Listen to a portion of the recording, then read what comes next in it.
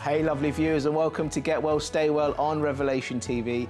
As always, you're joined by me, Cyrus Fernando, and delighted to be joined by our lovely mother to us all, Felicity. There we go. Granny probably more. Granny, oh don't be so hard on yourself. There we go. Anyway, lovely program again. I love doing all this research, you know, this time on autoimmune disease being caused by antibiotics. So this has been really interesting because I've suffered quite a lot with antibiotics, you know, over the years because of the breathing issues, and doctors will give you antibiotics. They say, you know, first sign of bronchitis, then you've got to get an antibiotics if you've had pneumonia and you've had problems. So my goodness me, these antibiotics now, the synthetic ones, which the doctor gives you, they have such side effects. I don't know if you've had a lot of antibiotics in your life. Yes, I have. Yeah. You have, Yeah. okay.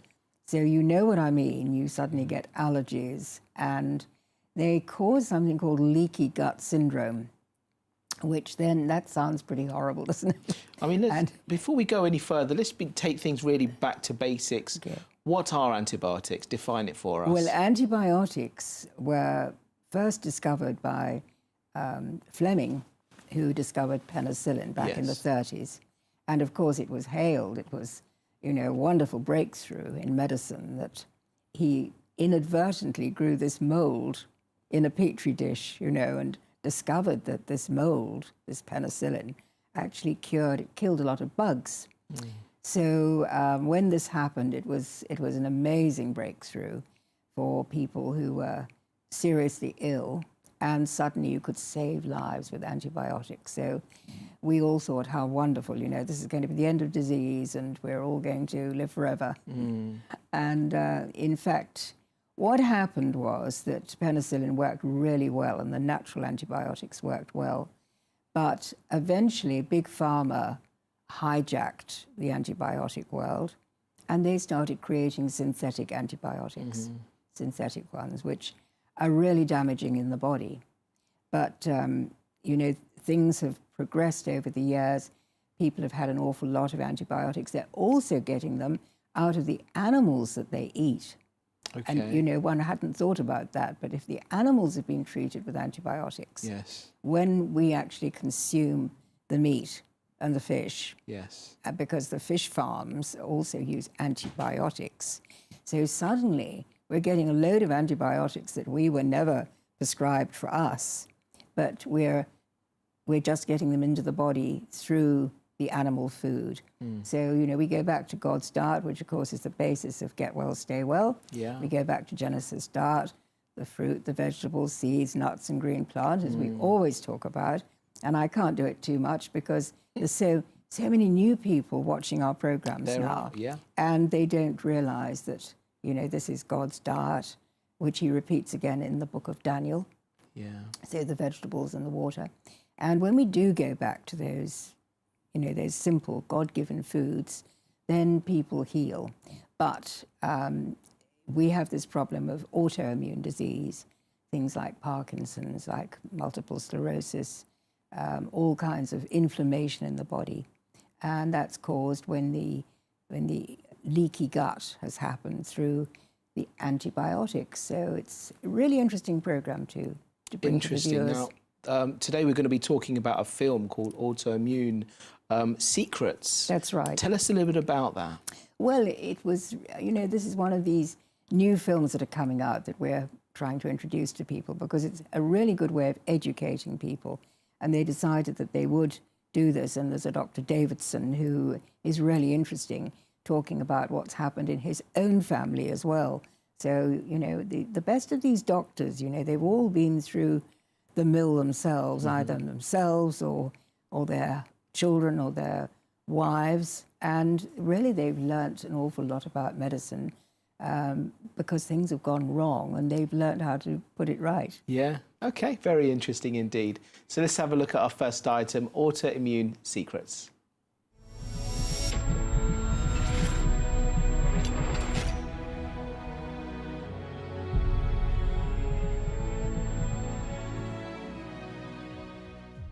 Have you or a friend or a family member suffered from an autoimmune disorder? If so, you've probably been led to believe that this is a lifelong condition and it's impossible to turn around. You've likely been told that you'll have to take the medications for the rest of your life with no relief in sight. The fearful reality also exists that once you've developed one autoimmune condition, you're far more likely to develop another one or even multiple conditions. Why is this? Is it possible to reverse this deteriorating process? Is it possible that your body has the mechanisms within itself to reverse disease and heal? In this eye-opening series, we'll be exploring these concepts. You'll have the opportunity to hear multiple testimonies from autoimmune patients who have reversed their autoimmune conditions and are living happy, healthy lives. Today, we will begin by exploring what autoimmune conditions really are and what causes them to occur. You've likely been told that there's no way to know what causes these conditions, and while there may be various factors, we'll see that really it comes down to some very core processes in our body that we need to understand. Understanding how our bodies work and how disease develops can have a profound positive effect on the rest of our life. Okay, I'm here with Dr. Davidson, and we're going to discuss some really interesting factors when it comes to autoimmune disease, what its true causes are, what its true solutions are. If pharmaceutical drugs are not the solution, then what is?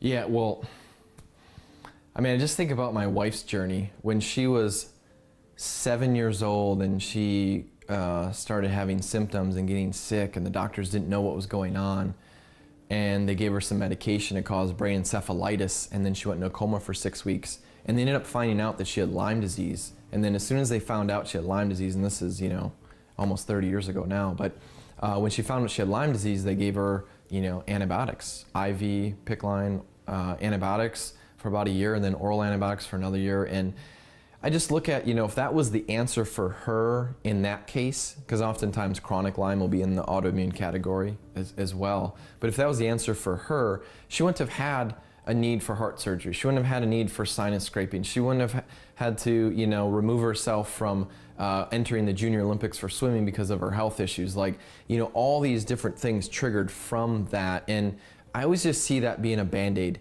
you know, just trying to cover up symptoms. And research has actually shown, Jonathan, that vaccines can trigger autoimmunity, and actually will, like different autoimmune conditions. So that's when you look at the pharmaceutical industry, it's often looked at of just the prescription pill side, but the vaccine or vaccination side is almost a bigger money maker for them.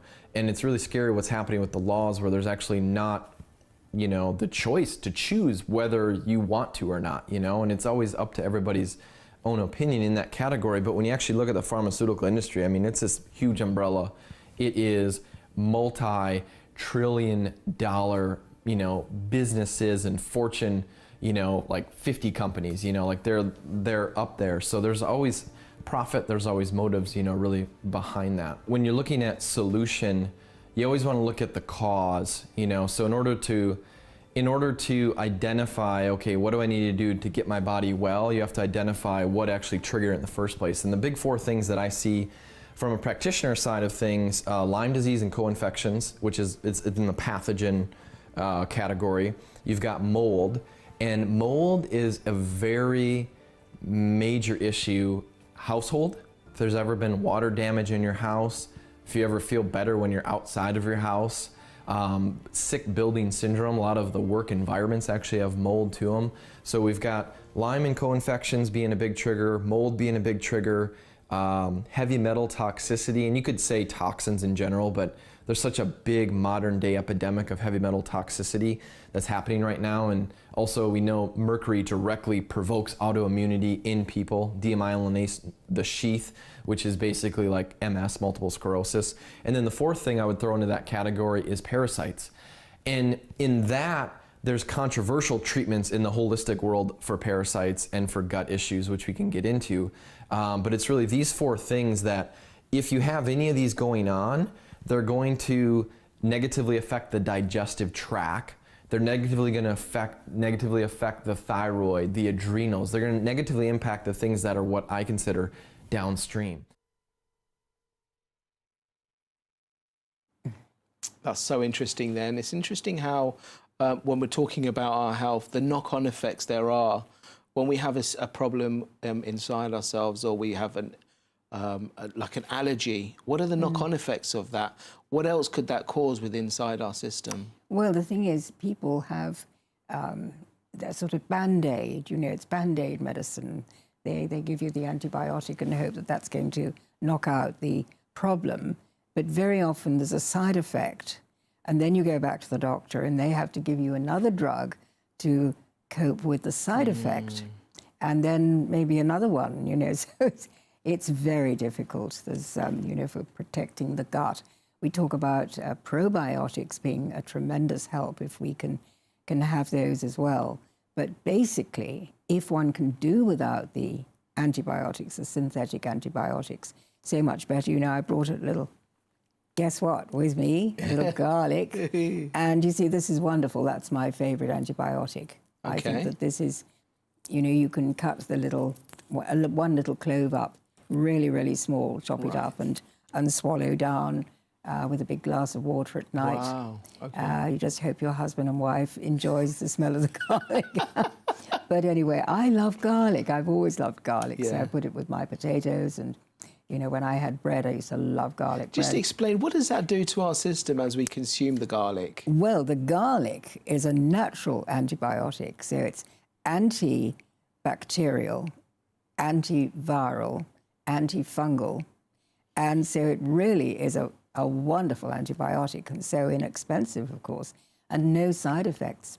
Right. Apart from people being gassed by your breath, maybe. But you see, if you swallow it down like that at night and drink a big glass of water, you know, it's going to go through the body through the night. And I can only tell you that garlic works amazingly well if people are starting a cold, you know, that sort of scratchy feeling in the back of the throat. You think, oh, no. And you do that, and you take the garlic for, say, 3 nights, just 1 clove chopped up. And usually the body, the immune system, you see, the immune system kicks in, and it will throw off the cold, which is wonderful. What would you say are the main causes of autoimmune disease? Well, I think it's our lifestyle. I think it's, as he says, the mold. It's the problems that we've got with the food we're having, the processed foods, because the processed foods and the MSG destroy the gut, basically. You know, our gut gets really wrecked. This is why I do like people having the probiotics, the lactobacillus, which they can buy in a pill form or a little pearl form from the chemist or the health food shop. But basically, the probiotics are really good. And when I was nursing, people used to take a lot of probiotics. If you've got cancer, for instance, it's a really good idea to be taking a lot of probiotics, because, you know, all disease starts in the colon. That's why we do the colonics. That's why we try and get the gut health back into equilibrium. What are some of the symptoms that we need to be aware of when we're talking about our health, when we're talking about the various potential diseases that we could occur? Well, I think when you feel very fatigued, when you feel run down, you know, you're obviously more likely to pick something up. Right. You know, you have one person sneeze in the lift and, you know, 10 don't get it, but one does. Yes. And that's the person who's just had a trauma of some kind. But because anything upsetting, of course, will knock your immune system. Right. Or if they're, you know, they've got a little cold or they've got a problem of some kind. So they're the ones whose immune system goes down. And also the vaccines, of course, they're now discovering that the mercury, which is the basis of the vaccines, is causing a big problem. And as we know with our children, you know, there's so many vaccines they now have. Whereas in the old days, you used to just have the measles, you had the mumps, you had the rubella, and, you know, you were ill for a few days and basically bounced back, and you then had a lifetime immunity. But with the vaccines, I mean, they could make a healthy vaccine, but it would have to be individualized for that person. But what they don't do medicine that way. They say, right, this is the vaccine, and, you know, everyone will have the same thing. So the doctors I know give the children the vaccines separately and make sure that they're not fighting a cold, that they're not, you know, haven't got a runny nose or the sniffles when they have it. So basically they're fit, healthy. It's better to do that in the summer, really, than in the winter. So we live and learn, but most people are just bullied, really, into, you know, having all the vaccines. If you want your child to go to nursery, you want your child to go to school, right, they've got to be inoculated. Interesting. Tell us a little bit about the synthetic antibiotics. What are they? Well, that's where Big Pharma stepped in and started synthesizing things so that, you know, like with the hemp, we've talked about hemp oil and how wonderful that is. Now they've tried to make that impossible for people to get. And so now they're making a synthetic hemp. This is the next thing that's going to come out. Okay. And they're going to say, oh, this amazing thing we have, you know. But of course, people have known for centuries that the actual hemp plant is really, really healthy for people. Okay. So it's being done with everything to make things synthetic. Once they're patented, this is the crux of it. Once they're patented, you make lots of money out of something. Okay. And you cannot patent natural foods. Okay, let's have a look at this synthetic antibiotics. Let me share with you a short thumbnail history of medicine that I recently read. In the year 2000 BC, they said, here, eat this herb. In 1000 AD, they said, that herb is heathen, say this prayer. In 1850, they said, that prayer is not science, here, drink this potion. In 1940, they said, that potion is just snake oil, here, swallow this pill. In 1985, they said, that pill is ineffective, here, take this antibiotic. In 2014, they are saying, that antibiotic is artificial, here, take this herb. Doesn't it seem like in healthcare, we've almost come full circle? In reality, it appears that the only real miracle drug is one that still has the same price as last year. Recently, a lady asked her pharmacist why her prescription medication listed over 40 side effects. He told her that they would have listed more, but they ran out of room on the bottle. An antibiotic is a substance that inhibits the growth of or even kills bacteria. Today, that definition has been broadened into anything that is anti any kind of germ. Literally millions of people have had their conditions improved and lives saved because of antibiotics. In the 1880s, researchers like Pasteur, Koch, and Tyndall found that certain types of fungi attack bacteria. In fact, these discoveries earned them the Nobel Prize for Medicine. The term antibiotic was not actually coined until about 1942 by American biologist Selman Waxman. Originally, they were natural substances, but as demand increased, the pharmaceutical industry found a way to create chemically semi-synthetic antibiotics much faster and more economically. The antibiotic penicillin was accidentally discovered by Scottish microbiologist Sir Alexander Fleming in the year 1928. From the get-go, Fleming could see the possibility of its misuse, thus causing future problems. He basically felt that if penicillin was used too often, in insufficient dosage, or for too short a time, it could create a dangerous superbug that is antibiotic resistant. Regrettably, that has become a reality, and there are now strains of mutated bacteria that eat standard prescribed antibiotics like they're candy. Critical care physician, professor and author Dr. Paul Marino stated that the first rule of antibiotics is to try not to use them, and the second rule is try not to use too many. It may be of interest to know that about 80% of all antibiotics sold in the United States are used for feed for animals, not for people.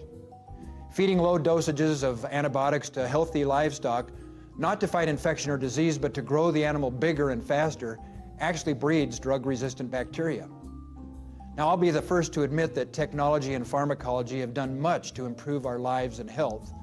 But as I mentioned, there are often unintended consequences such as side effects, allergies, and increasing microbe resistance. Scientists and pharmaceutical researchers have expressed serious concern over their ability to develop new effective synthetic antibiotics to combat germs that are consistently increasing in their resistance. Now, nature is abundant with natural antibiotics that provide a greater margin of safety. Some are effective against bacteria, viruses, and fungi, such as garlic, pau d'arco, olive leaf extract, cloves, sage, cinnamon, and colloidal silver. These, as well as echinacea, have even shown promise in working with the dreaded antibiotic-resistant MRSA infection. Maybe it's time to rediscover some of the old tried and true methods and the immune-enhancing antibiotic nature of foods, plants, flowers, and herbs.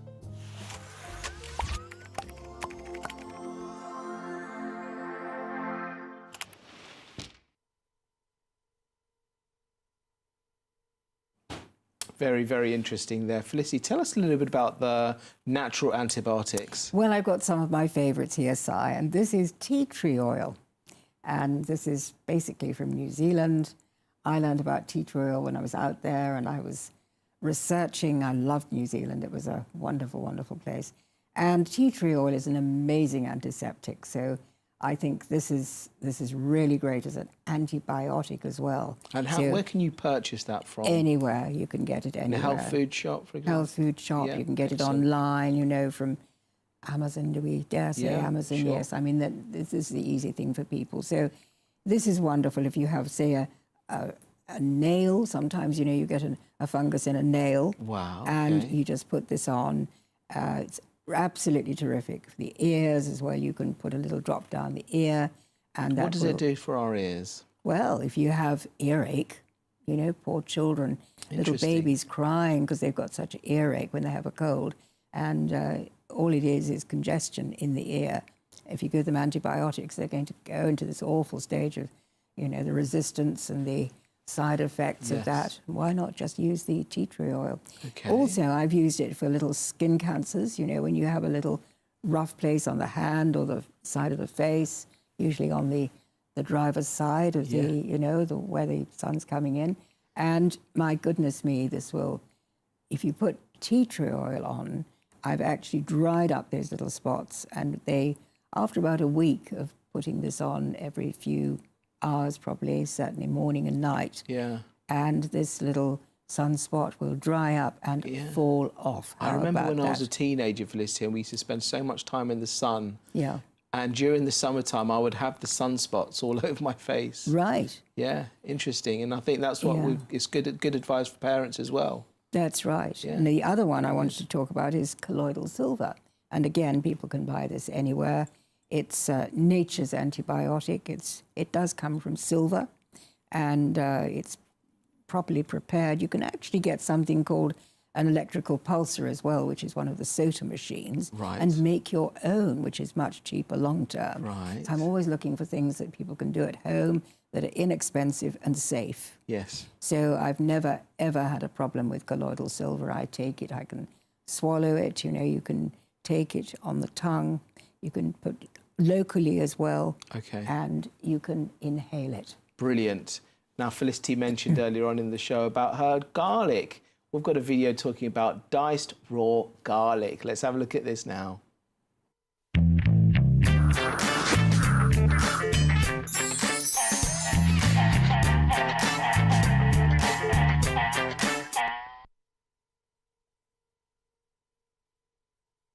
Hello, I'm Dr. Budweiser, and I'm coming to you directly from the Wiser Living headquarters. And today we're going to talk about a compound called allicin.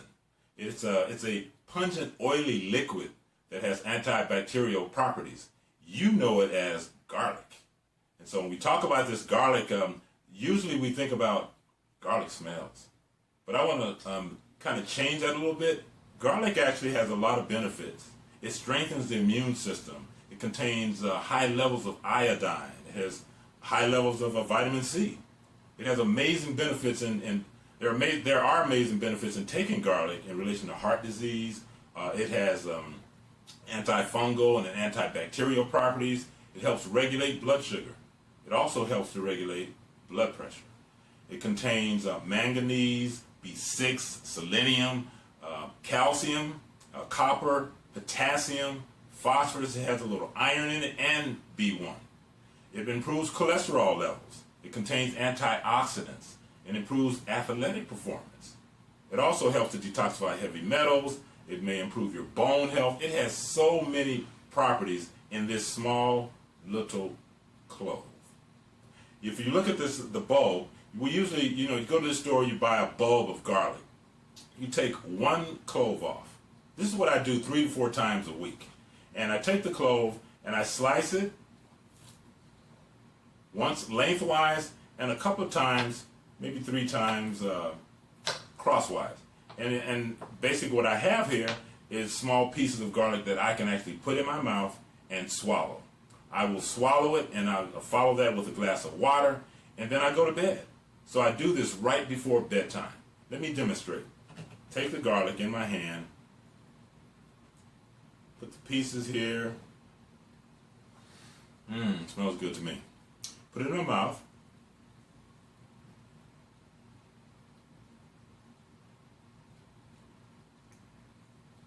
Swallow it. Drink a little bit more water just to clear so that the garlic will clear my throat, and it's going into the stomach. It should be in my stomach now. It takes about 3 to 6 seconds. Enjoy the benefits of water, which one day we will talk about water. Water, so it's just beautiful.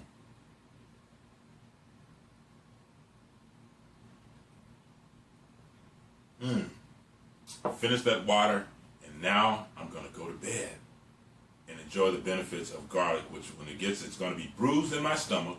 It's going to pass through the small intestine and go into the large intestine, into the colon. And the benefits there, I've mentioned a lot of benefits, but so go the colon, so go you. And with that, take your garlic 3 to 4 times per week. Remember, let your food be your medicine, and let your medicine be your food. And in closing, remember, you can see me now for health, or you can see me later when you want to regain your health. This is Dr. Budweiser from Wiser Living. Please go to Facebook and like our Wiser Living page. Put like, and I'll like you. See you next time.